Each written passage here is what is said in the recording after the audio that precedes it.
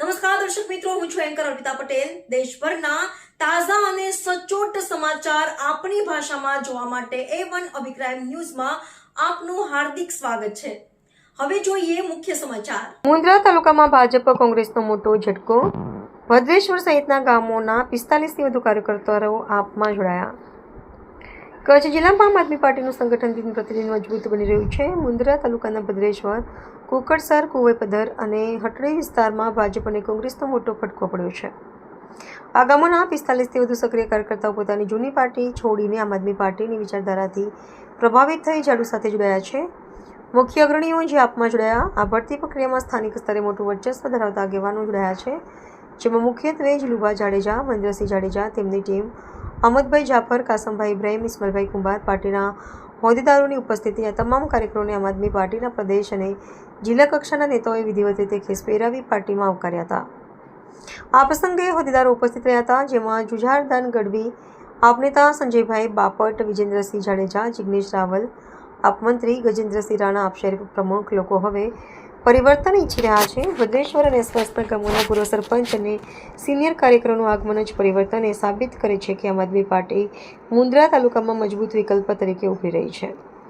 આપ નેતૃત્વથી આ જોડાણથી આગામી સમયમાં મુન્દ્રા પંથકમાં આમ આદમી પાર્ટીનું સંગઠન વધુ વેગવંતું બનશે અને સ્થાનિક રાજકારણમાં નવા સમીકરણો સર્જાશે તેવું જણાઈ રહ્યું છે।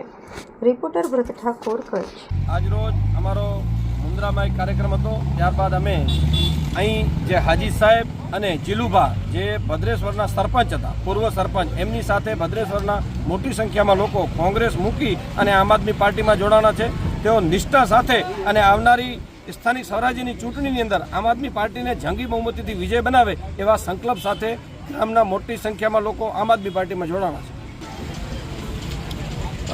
વિજેન્દ્રસિંહ જાડેજા મારું નામ છે। આમ આદમી પાર્ટી મુન્દ્રા તાલુકા પ્રમુખ તરીકેની ફરજ બજાવી રહ્યો છું।